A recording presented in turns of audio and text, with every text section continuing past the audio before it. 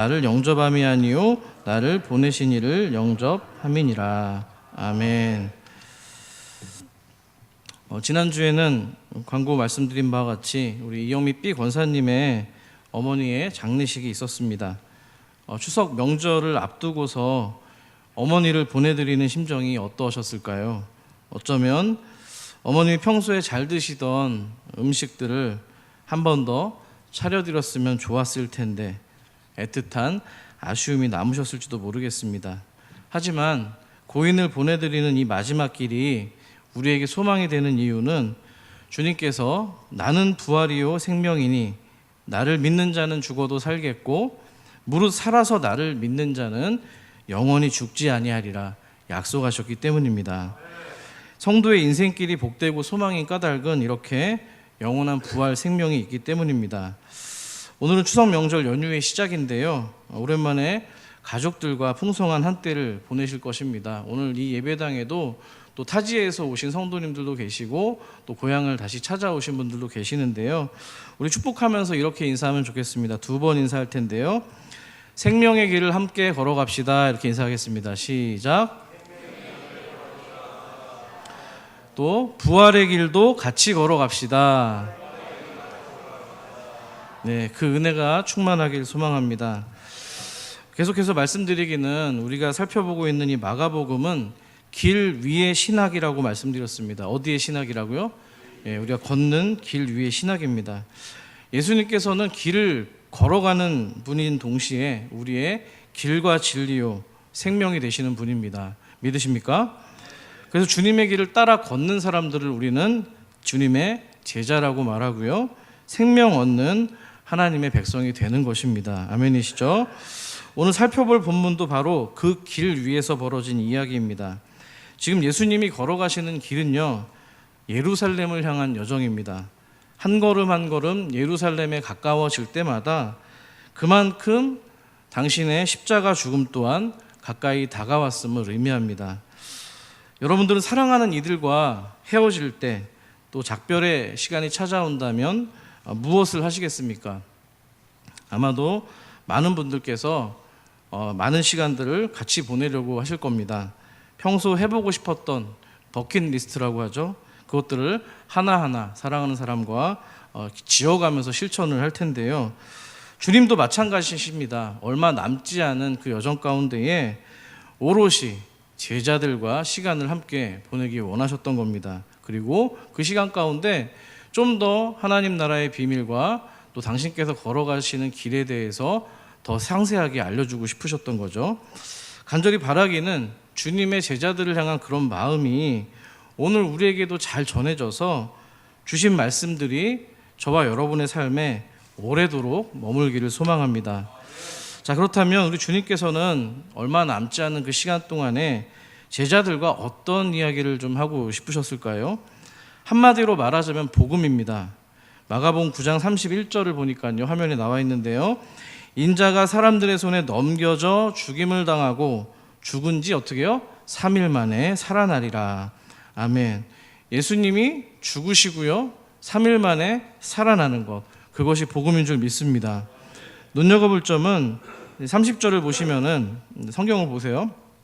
주님께서는 당신의 고향이나 다를 바 없는 이 갈릴리를 지나가시는데 아무에게도 얘기하지 말라고 하십니다. 특별히 알리지 않으셨어요. 왜 그러셨을까요? 우리 주님께서는 오롯이 당신의 제자들에게 집중하셔서 제대로 복음과 하나님 나라의 말씀을 전하고 싶었던 겁니다. 주님의 이런 마음을 아는지 모르는지 우리 철딱선이 없는 12 제자들은 어떤 반응을 보여주었을까요? 우리 32절 말씀을 여러분들이 한번 읽어주십시오. 시작.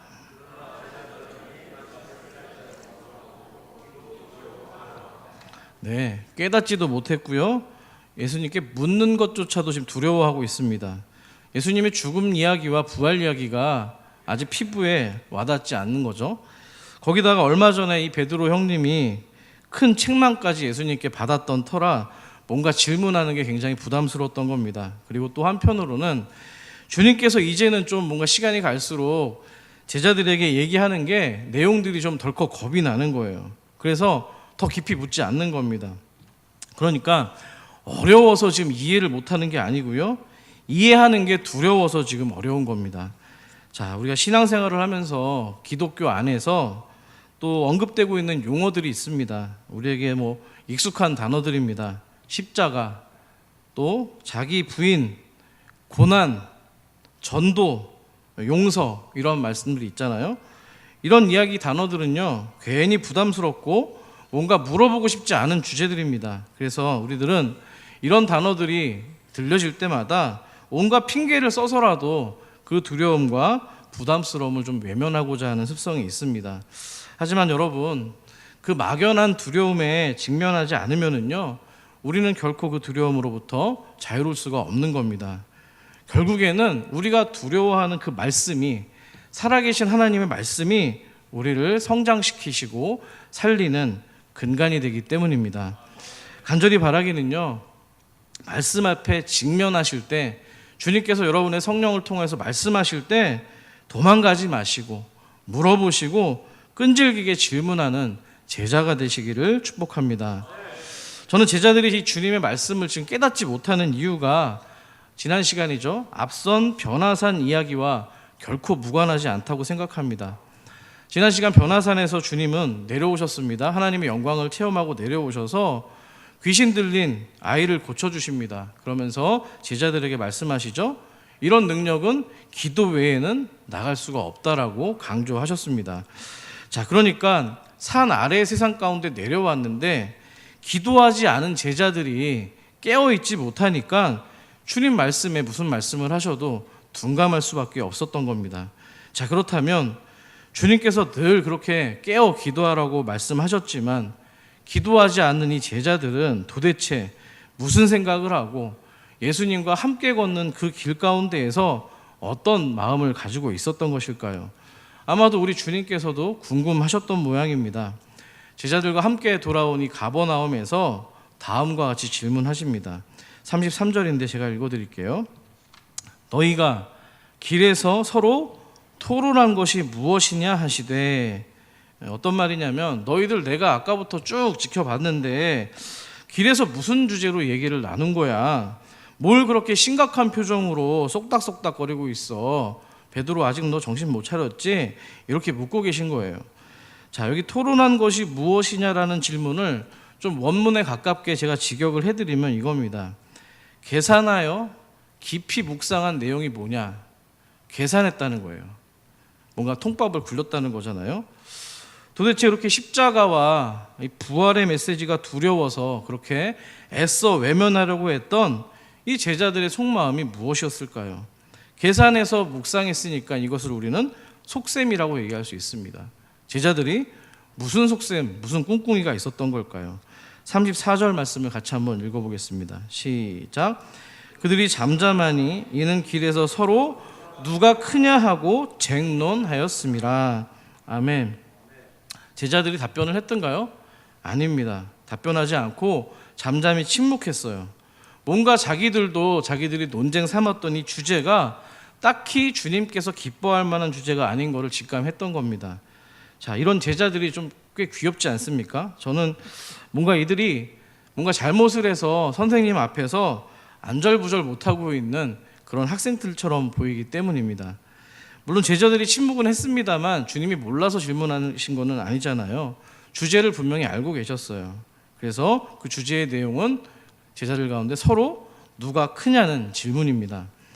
자, 이 34절에 누가 크냐는 말의 이 원뜻은 누가 가장 큰 자인가, 누가 가장 위대한 자인가, 최상급의 의미를 가지고 있습니다.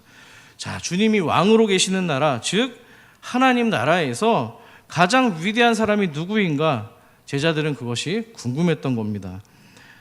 사실 제자들의 입장에 우리가 놓여 있다면 한 번쯤 자기들끼리 모여가지고 토론을 할 법한 주제이긴 합니다.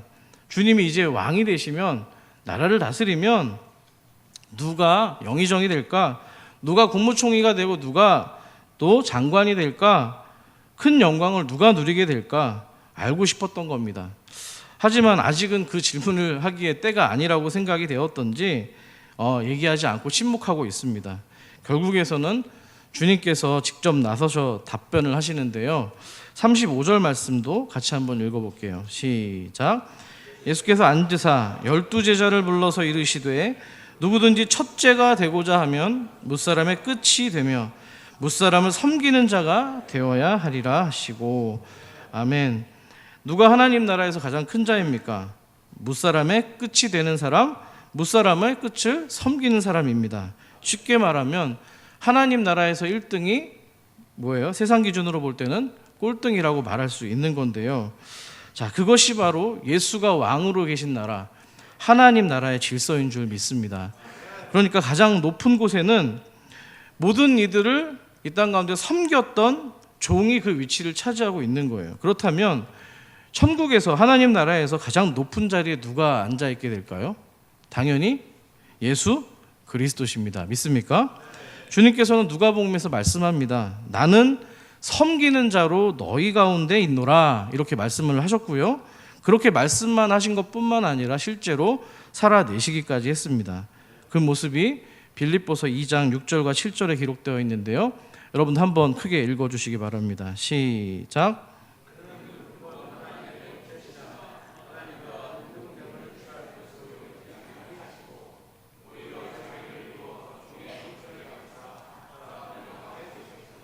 아멘. 우리가 페회송을 부를 때 바로 요 고백이 우리의 페회송으로 나와 있는데요. 자, 이렇게 모든 사람을 섬기러 오셔서 결국에는 십자가의 비천함까지 낮아지시게 된 이 그리스도를 우리 아버지 하나님께서는 어떻게 반응하고 계실까요? 9절로부터 11절까지 말씀은 제가 읽어드리겠습니다. 9절입니다.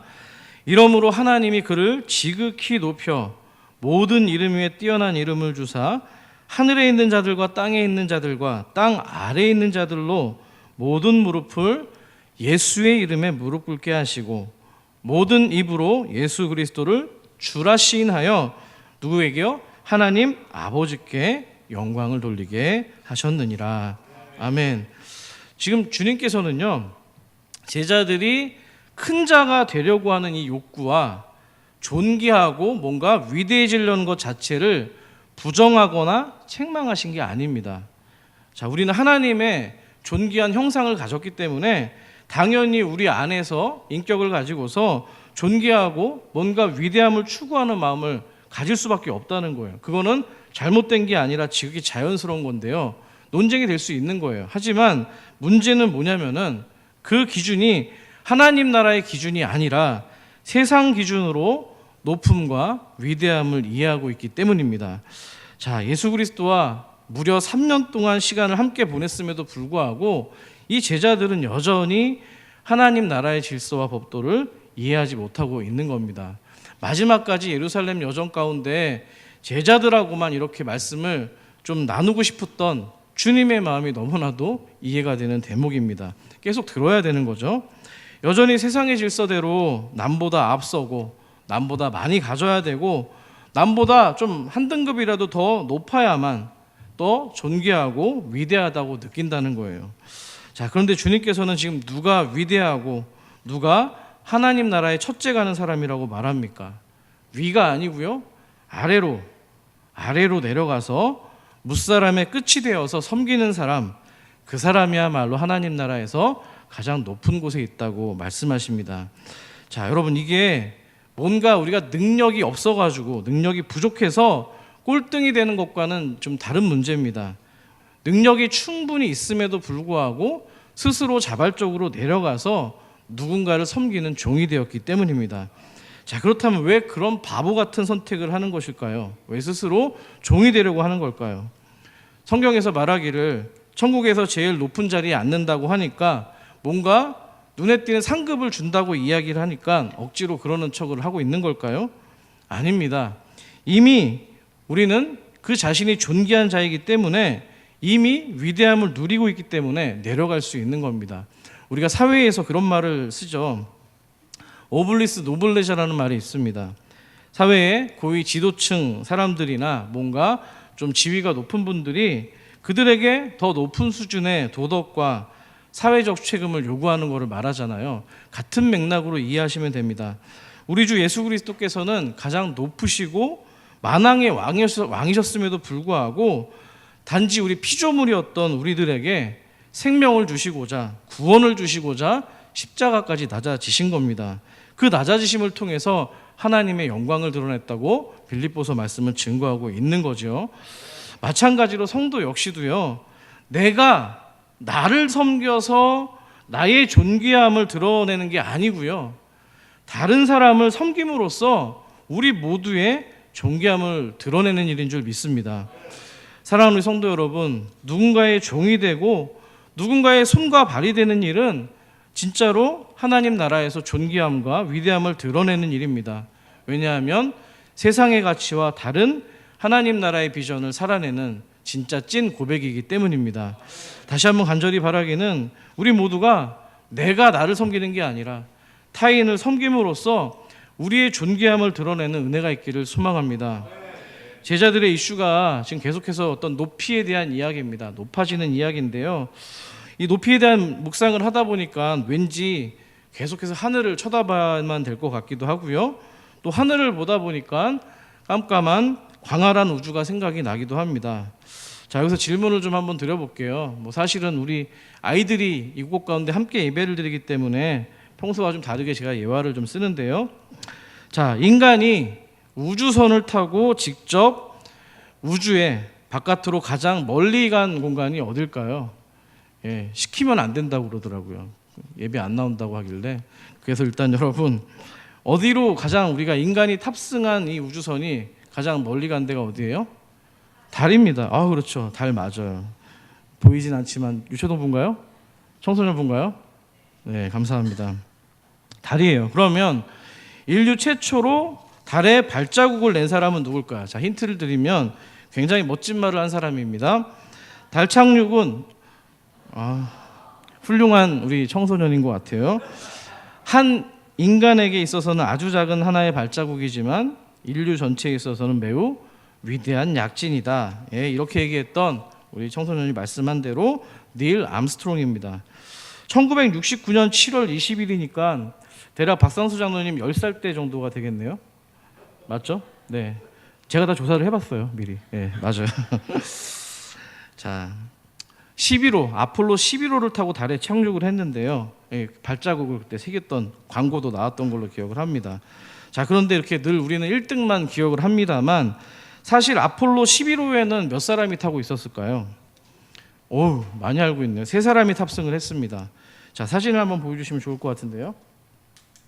저기 보시면 맨 왼쪽에 계신 이분이 닐 암스트롱입니다. 보이시죠? 3사람이 지금 탔잖아요. 잠깐 멈춰주시고요. 자, 닐 암스트롱 말고도 또 한 사람의 이름이 있습니다. 바로 버즈 올드린이라고 하는 사람인데요. 바로 여기 오른쪽에 있죠? 이 사람이 바로 버즈 올드린입니다. 우리 주일학교 아이들이 알 수도 있는데요, 그 만화 가운데, 애니메이션 가운데 그 토이스토리라는 만화 혹시 알고 계시죠? 거기에 보면은 버즈라는 사람이 나와요. 그죠? 화면 넘겨주실까요? 저 사람 보이시죠? 왼쪽에. 저 버즈가 바로 실제 인물이었던 버즈 올드린을 모티브로 했던 바로 그 사람입니다. 참고해 주시면 좋을 것 같고요. 암스트롱이 최초의 이 달 표면에 발자국을 새겼을 때 그로부터 19분이 지난 다음에 바로 오른쪽에 있던 버즈 올드린도 달에 발자국을 새겼습니다. 자, 이 두 사람은 착륙 과정이 궁금하시죠?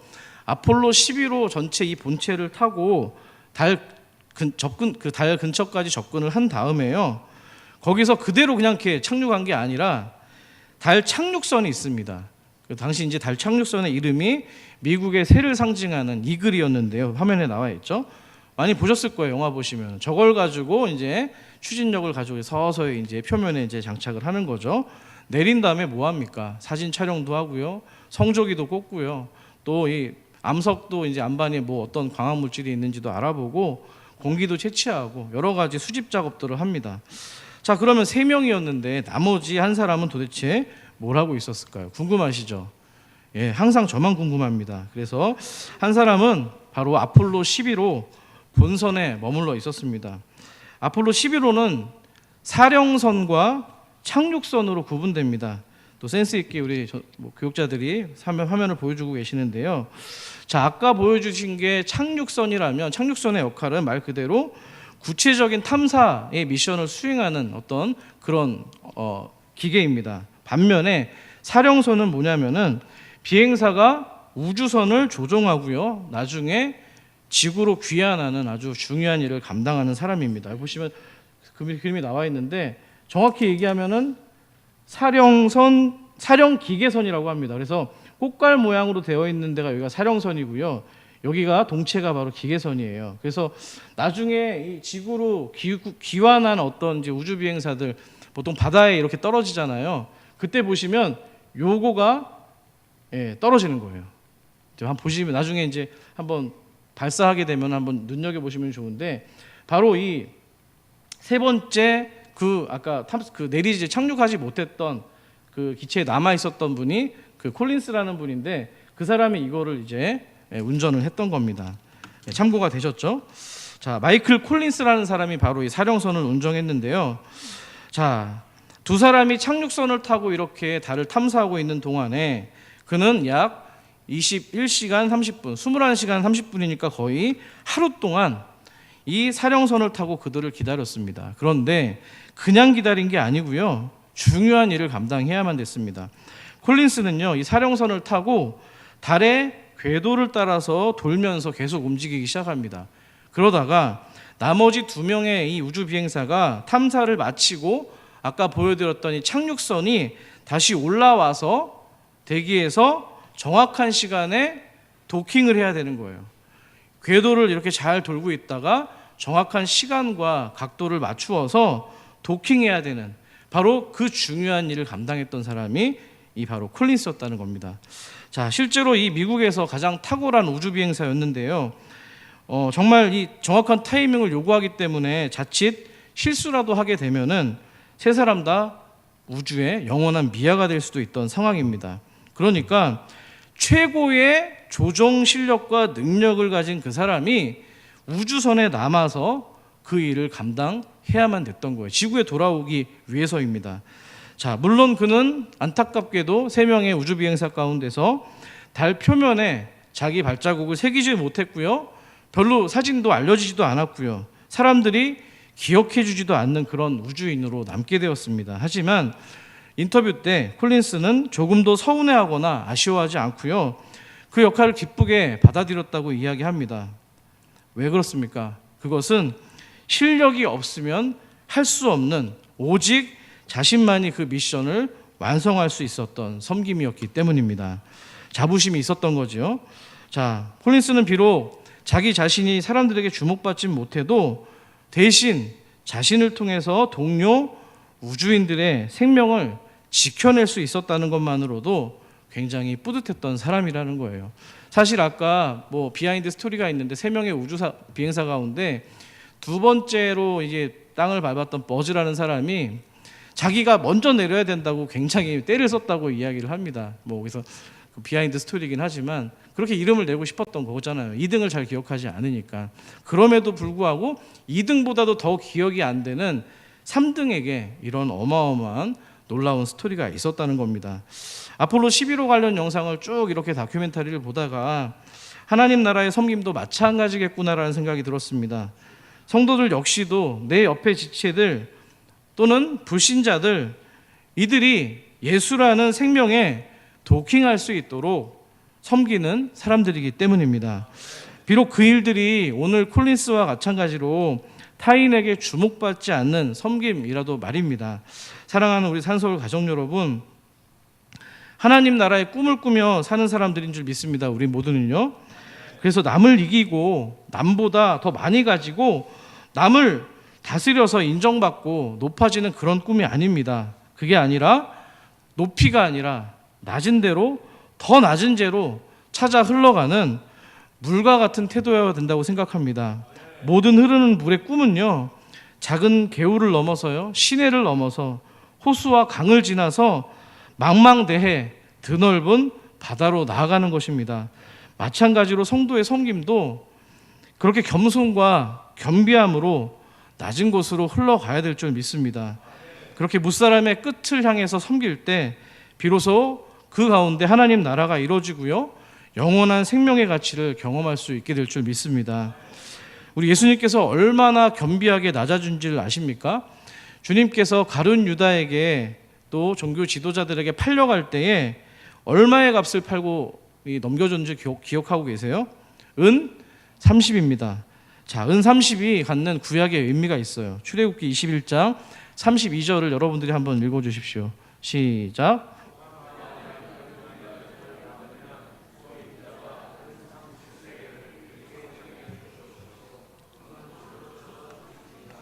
아멘. 그러니까 집에서 기르는 송아지나 소가 다른 집의 종, 노예를 들이받아서 죽여버리게 되면 그때 소 임자가 종의 주인에게 물어주는 값이 바로 은 30세겔이었습니다. 자, 오늘 본문 31절에 보시면은 인자가 사람들의 손에 어떻게 됐다고요? 넘겨졌다고 되어 있어요. 유다가 예수님을 팔아 넘기듯이 같은 말인데요.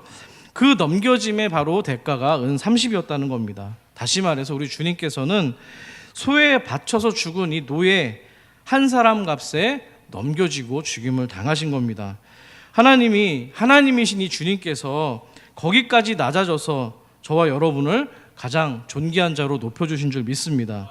그렇기 때문에 우리는 이미 충분히 존귀한 자인 거예요. 세상은 계속해서 선악과를 먹고 모두가 하나님처럼 높아지려고만 합니다.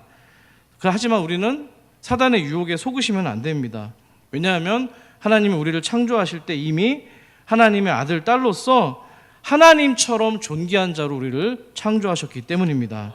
그렇기 때문에 여러분, 사람들이 높여주고 인정해주고 뭔가 사람들이 주목해서 또 이렇게 얘기하는 것들에 신경 쓰지 않기를 바랍니다. 왜냐하면 그것 가운데 그리스도의 참된 능력이 나타나지 않기 때문입니다. 오늘 주님께서는 우리가 낮아져서 섬길 때 뭔가 대단한 섬김으로 업적을 남기라고 말씀하지 않습니다. 오늘 본문 36절, 37절의 말씀처럼 그저 어린아이 하나를 영접하고 섬기는 것만으로도 예수를 섬기고 더 나아가서는 하나님을 섬기는 일이라고 말씀하셨기 때문입니다. 여기 어린아이라고 번역된 이 헬라어 단어가 파이디온이라고 합니다. 한번 따라해 볼게요. 파이디온. 예, 유초동부 주일학교에서 많이 쓰는 단어인데요. 어린아이라는 뜻도 있지만 동시에 젊고 어린 노예를 가리킬 때도 이 단어를 사용한다는 거예요. 가장 작은 자, 가장 별 볼 일 없는 사람, 스스로의 힘으로는 아무것도 할 수 없는 사람, 섬기고 우리가 뭔가 도와줬을 때 그 사람에게서 결코 어떤 대가를 기대할 수 없는 사람, 바로 그런 자가 앞에서 주님이 말씀하셨던 무사람의 끝에 해당하는 파이디온인 줄 믿습니다. 자, 주님께서는 그 파이디온 하나만 영접해서 기쁘게 섬기더라도 그것이 그리스도를 영접하는 일이요, 더 나아가 하나님을 받아들이는 일이라고 말씀합니다. 간절히 바라기는 우리 교회와 성도님들이 머문 현장마다 가장 작은 자, 가장 대접받지 못하는 자, 그들에게 마음 문을 열고 다가가시기를 소망합니다. 그곳에 바로 예수님이 있기 때문입니다. 자, 오늘 우리가 그렇게 예수님의 이름으로 그런 파이디온들을 섬기는 이유는요, 내가 천국에서 높아지고 1등이 되어야 되기 때문이 아닙니다. 그러면 예수 이름으로 사역이 이루어지는 게 아니라 내 이름으로 행하는 것이 되기 때문입니다. 자, 예수 이름으로 파이디온을 섬긴다는 얘기는 이겁니다.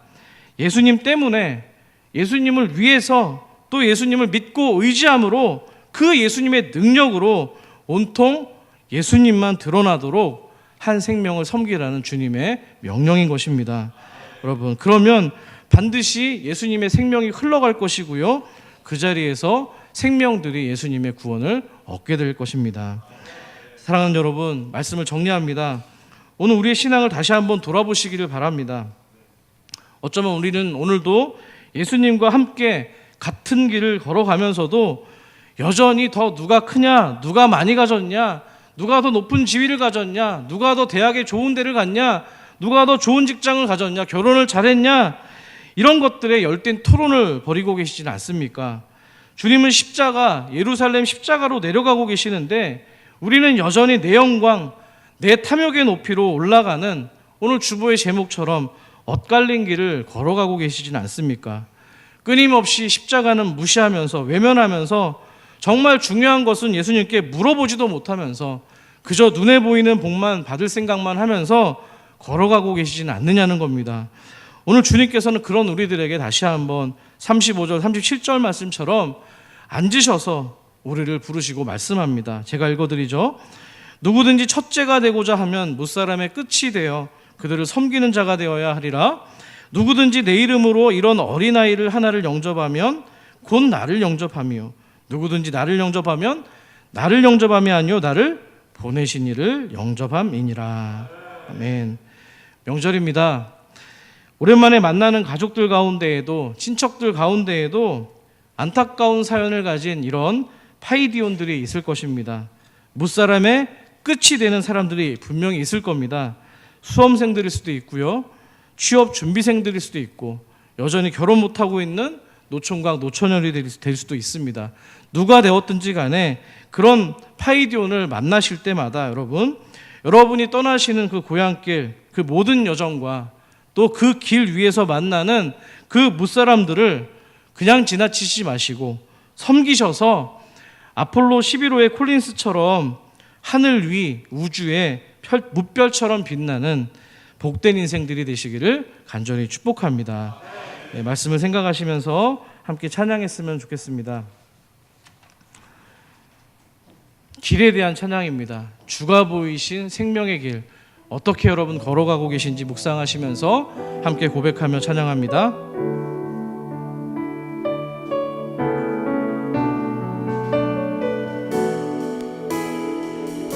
주가 보이신 생명의 길, 주가 보이신 생명의 길, 나 주님과 함께 상한 마음을 들이며 주님 앞에 나가리. 나의 의로움이 되신 주, 그 이름 예수, 나의 길이 되신 이름 다시 한번 고백합니다. 처음부터. 주가 보이신 생명의 길, 나 주님과 함께 상한 마음을 들이며 주님 앞에 나가리. 나의 의로움이 되신 주, 그 이름 예수, 나의 길이 되신 이름 예수. 나의 길 오직 그가 하시나니. 나를 단련하신 후에 아멘. 내가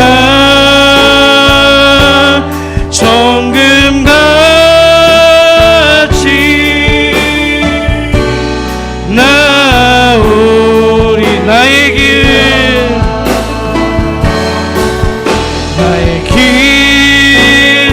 오직 그가 하시나니. 나를 단련하신 후에 내가 정금같이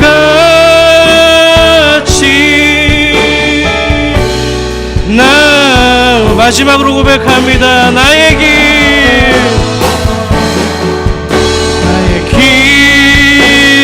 오직 그가 하시나니. 나를 단련하신 후에 내가 정금같이